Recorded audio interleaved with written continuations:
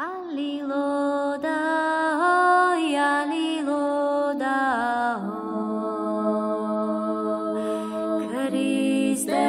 macharobelni vart, Christe shobas mogilotzav toi, aliloda, aliloda, odsta, utzadek embersa, Christe ishva Bethlehem shina, oi, aliloda.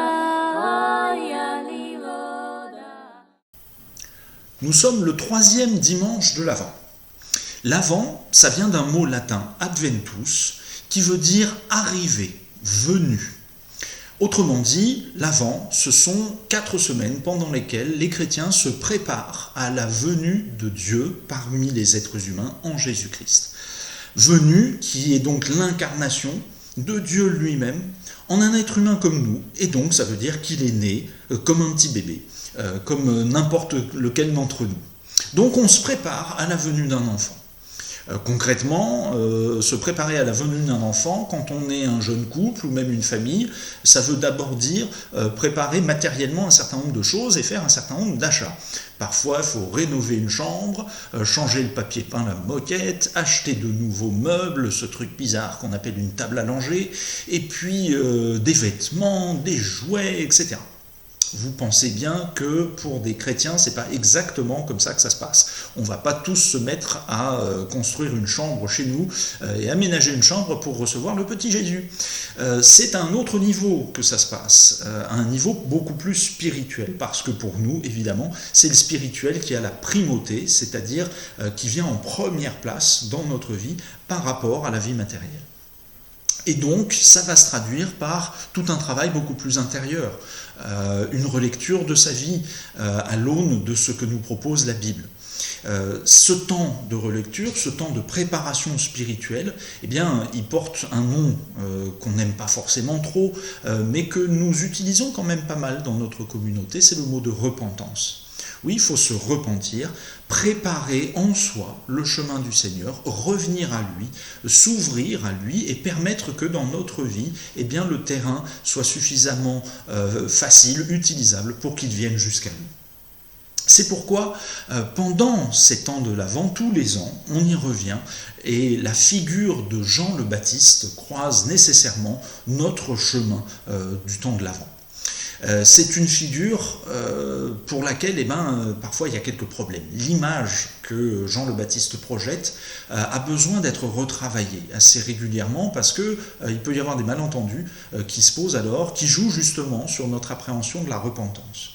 D'autant plus que Luc, dans la façon dont il nous présente le personnage de Jean, insiste sur des éléments de son message qui nous paraissent quand même importants, et il me semble qu'aujourd'hui, ça vaut le coup de regarder ça, parce que autant il ne parle pas du tout de son régime alimentaire, de ses vêtements, tout ça matériellement on pourrait les traduire, des sauterelles, du miel sauvage, pour décorer la chambre en poil de chameau, mais c'est pas de ça là dont il nous faut parler. On voit vraiment qu'il va falloir aller beaucoup plus sur un terrain spirituel, sur un terrain intérieur.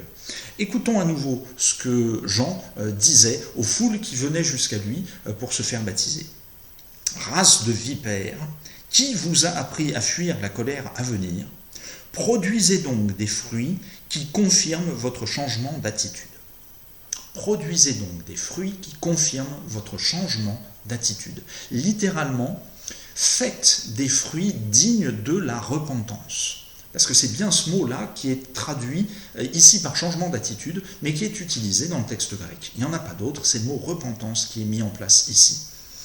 Ça veut dire quelque chose de très particulier. Ça veut dire que dans notre chemin vers Dieu, la première des choses à faire, c'est cette repentance. Et ensuite, ça va porter du fruit. Il faut porter des fruits dignes de la repentance. Donc c'est bien que c'est la repentance qui est en premier. Et je crois que ça c'est très important pour bien comprendre le mécanisme, si j'ose dire, du retour vers Dieu. C'est d'abord le repentir, d'abord la repentance, ce changement d'état d'esprit qu'on a en nous, cette prise de conscience qu'il y a quelque chose dans notre vie qui ne va pas, qui est séparé, éloigné de Dieu, Et suite, eh bien finalement, au regret qu'on en a quand on en fait le constat, alors s'opère un changement d'attitude en nous, qui est ce qu'on appelle en fait la conversion. Et il ne faut pas, je crois, confondre les choses. Et je pense que c'est ici un petit problème qu'on a par rapport à cette traduction. Parler pour la repentance de changement d'attitude, c'est en fait faire une confusion entre la repentance et son étape suivante, qui est la conversion. Je me repens, je regarde ce qui ne va pas en moi, et alors je change d'attitude, j'adopte un nouveau comportement, je me convertis pour de nouveau me rapprocher du Seigneur, ou plus exactement m'ouvrir à sa venue toujours plus proche de moi. Bon, mais alors, pourquoi avoir traduit ici plutôt changement d'attitude que repentance ? Il me semble que c'est parce que ce mot-là, il est très chargé, très connoté négativement aujourd'hui pour beaucoup de gens, et en fait peut-être particulièrement dans nos églises. C'est lié certainement à ce qu'on disait tout à l'heure de la figure de Jean le Baptiste. Il faut quand même entendre ce qu'il est en train de nous dire. Race de vipères, qui vous a appris à fuir la colère à venir ? Bon, déjà. Et ne vous mettez pas à dire en vous-même, nous avons Abraham pour ancêtre. En effet, je vous déclare que de ces pierres, Dieu peut faire naître des descendants à Abraham. Déjà la hache est mise à la racine des arbres. Tout arbre qui ne produit pas de bons fruits sera coupé et jeté au feu. Super. Faut bien reconnaître que ce n'est pas spécialement divertissant ni engageant comme type de parole. Alors, eh bien, je crois que malheureusement, beaucoup d'églises, dont la nôtre, ont été tentés d'édulcorer un petit peu ce message, voire de carrément l'évacuer, au prétexte que c'était pas audible. Les gens d'aujourd'hui ne peuvent pas entendre parler de ça. Alors, on a fini par ne plus parler de repentance, on a fini par ne plus évoquer trop le péché, on a pensé que c'était des concepts beaucoup trop vieux, liés au passé, peut-être à l'Ancien Testament seulement, et que nous, ça n'avait rien à voir avec ça, et qu'il fallait essayer de trouver d'autres manières de parler pour rendre notre message audible. Seulement, je crois qu'on a oublié à ce moment-là qu'en omettant cet élément-là, on sabrait toute une partie du message chrétien, fondamentalement. Et puis en plus, on prenait peut-être ni le texte biblique, ni les gens très au sérieux. Qu'est-ce qui nous dit fondamentalement qu'ils n'ont pas besoin d'entendre ça ? Si c'est vrai que c'est insupportable pour les gens d'aujourd'hui de s'entendre dire qu'il faut qu'ils changent d'attitude, faut absolument aller dire ça à tous nos gouvernants, à nos experts en conditions sanitaires, en climatologie, etc. Parce qu'ils ne font que nous dire ça à longueur de temps. Il faut qu'on adopte de nouveaux comportements sur le plan de l'écologie, qu'on fasse beaucoup plus de tri sélectif chez nous, qu'on arrête de gaspiller, il faut qu'on adopte toujours les gestes barrières et qu'on reste très très très vigilant sur tout ça. Sinon, ça va être la catastrophe, figurez-vous. Donc, on voit bien que le monde ne se gêne pas pour avoir un discours un petit peu aussi alarmiste que celui-là. Je ne suis pas du tout persuadé que l'argument qui consiste à dire que c'est passé de mode, ça soit suffisant pour nous dire qu'il ne faut pas qu'on l'emploie. Alors, il y a peut-être un nouvel argument, un autre argument, qui a plus de pertinence, me semble-t-il, qui vient expliquer pourquoi on hésite un petit peu à parler de tout ça. C'est que nous ne sommes pas disciples de Jean le Baptiste, nous sommes disciples de Jésus. Et Jésus le Christ n'a pas dit exactement les mêmes choses, il ne les a pas dites de la même manière que Jean. Au fond, parler comme Jean le Baptiste le faisait, c'est vraiment s'enraciner dans le Premier Testament, l'Ancien Testament, où on nous montre un Dieu sanguinaire, un Dieu en colère, un Dieu avec qui en fait on n'a que des problèmes et qu'il faut trouver absolument des solutions pour parer à tous ces problèmes-là. Alors que, spontanément, les chrétiens, en suivant Jésus, ils ont découvert un autre visage de Dieu, un visage de Dieu beaucoup plus bienveillant, beaucoup plus inclusif, plein d'amour, d'un amour tel que de toute façon, qui que nous soyons, quoi que nous ayons fait dans notre vie, il suffit qu'on reste comme on est et qu'on soit d'accord avec le message de Jésus, et puis ça ira bien. Je crois que c'est quand même un petit peu plus compliqué. Mais il faut bien reconnaître qu'il y a des différences profondes dans le message de Jean et celui de Jésus. Considérons la façon dont Jean finalement parle aux hommes et aux femmes qui viennent le voir, soit quand ils ont reçu le baptême, soit juste avant de le recevoir. Par exemple, Luc nous explique, la foule l'interrogeait, « Que devons-nous faire ?» il leur dit que celui qui a 2 chemises partage avec celui qui n'en a pas, et que celui qui a de quoi manger fasse de même. Jésus, dans le sermon sur la montagne, qu'est-ce qu'il dit ? Si quelqu'un vient te voir pour te prendre ta tunique et te fait un procès pour la prendre, donne-lui aussi ton manteau. C'est pas exactement la même chose. Et ensuite, aux collecteurs d'impôts qui viennent voir Jean, Jean lui leur répond « N'exigez rien de plus que ce qui vous a été ordonné ». Sous-entendu, vous faites votre boulot, vous prenez les impôts, vous les gardez en partie pour vous et puis vous donnez le reste, mais voilà, il ne faut pas trop que ça bouge. Jésus, lui, quand il a vu un collecteur d'impôts, par exemple comme Lévi, il est allé le voir, il lui a dit « Toi, suis-moi ». Et Lévi s'est levé et a tout abandonné pour suivre Jésus. Absolument tout. C'était fini de son ancienne vie. Quant aux soldats, ici, quand ils interrogent Jean le Baptiste, lui leur répond « Ne commettez ni extorsion ni tort envers personne et contentez-vous de votre solde ». Sous-entendu là encore, voilà, bougez pas, vous êtes comme vous êtes, au moins faites pas de mal. Mais Jésus, lui, il va aller jusqu'à dire « Si on te frappe sur la joue droite, tends aussi l'autre. Et puis quiconque utilisera l'épée périra par l'épée. » On voit bien que c'est pas exactement la même chose et que, en dépit du personnage de Jean, un petit peu comme ça, lugubre, sévère, tel qu'il nous est présenté au départ, son message à lui, il est quand même moins radical que celui de Jésus.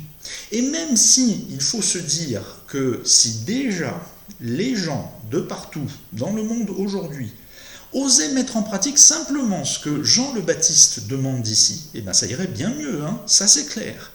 Mais il faut en même temps reconnaître que la radicalité, la dureté, vraiment le côté on est mis au pied du mur et on ne peut pas changer quoi que ce soit, c'est soit on répond, soit on abandonne tout, ça c'est du côté de Jésus. Mais au fond, est-ce que c'est si sûr que les messages de Jean le Baptiste et de Jésus sont totalement différents ? Moi je pense qu'il faut y regarder d'un petit peu plus près. N'oublions pas que les tout premiers mots du ministère de Jésus, de sa prédication, tels que Marc et Matthieu nous les retranscrivent, c'est exactement ce que Jean a dit. Repentez-vous, le royaume des cieux s'est approché, croyez en la bonne nouvelle.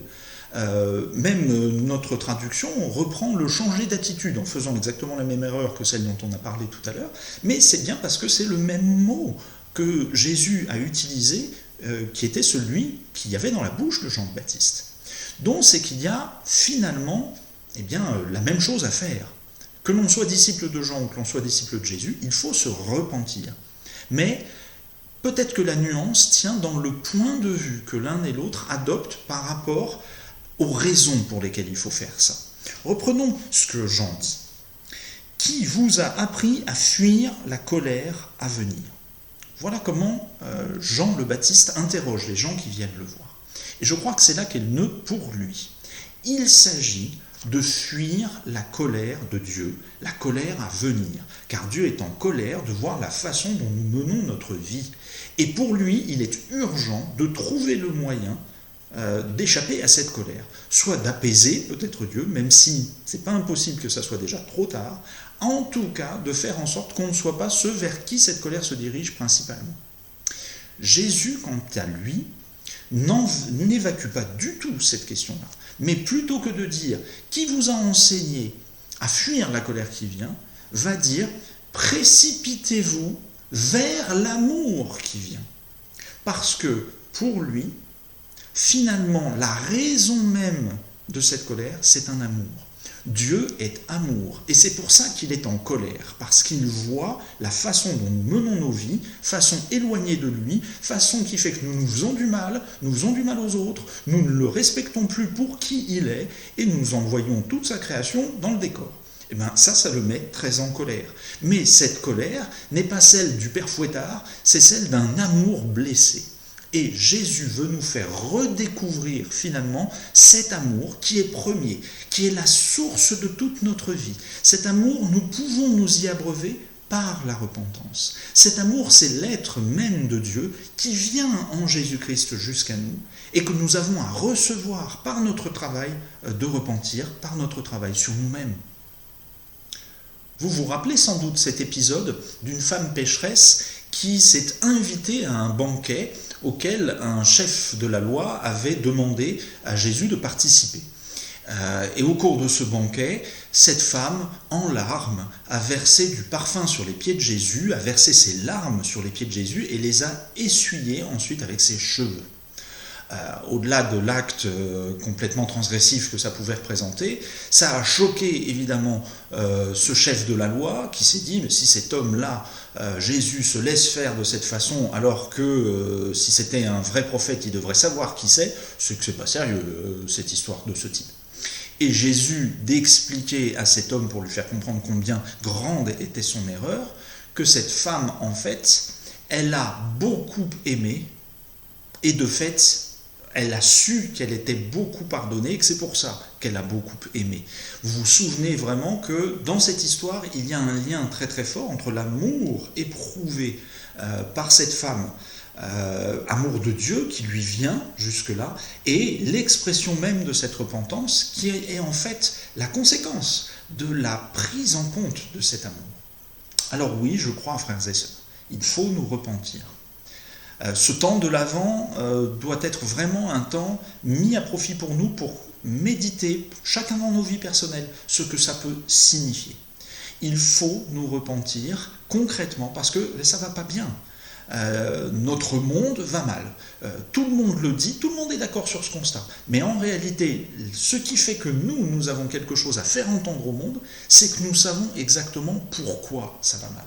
Nous savons pourquoi, nous pouvons le dire aux hommes et aux femmes qui nous entourent. Ça va mal parce que Dieu est en colère.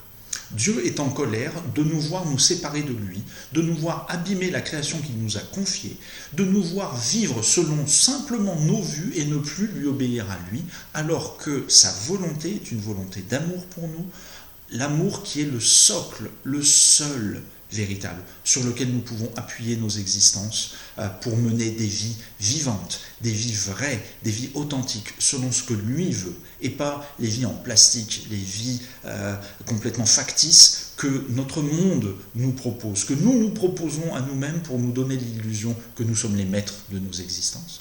Donc oui, repentons-nous, faisons retour vers le Seigneur. Et ainsi, en découvrant cette source d'amour, en découvrant sa profondeur toujours plus abyssale, toujours plus immense, nous pourrons porter le fruit que cet amour nous donnera de porter dans nos existences propres, à notre façon, à notre manière, et témoigner tout autour de nous de ce que cette source-là, c'est vraiment celle à laquelle chacun est appelé à s'abreuver. Alors ça peut se traduire dans nos communautés de mille et une façons.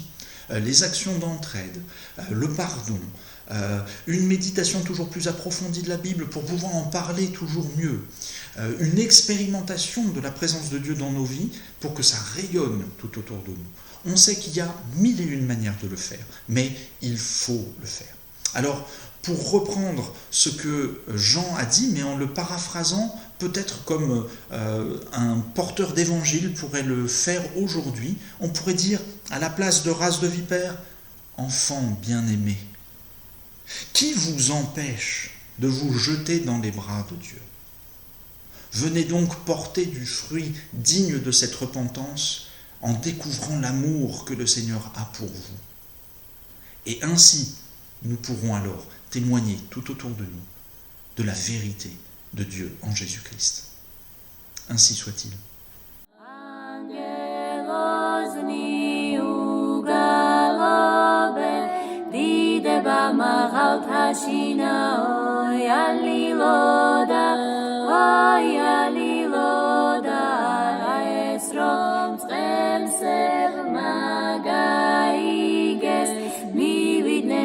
თაყვანის წესმას ალილოდა ვაიალილოდა ვარსკვლავები ბრწყინვალებენ ანათებენ ბეთლემსაო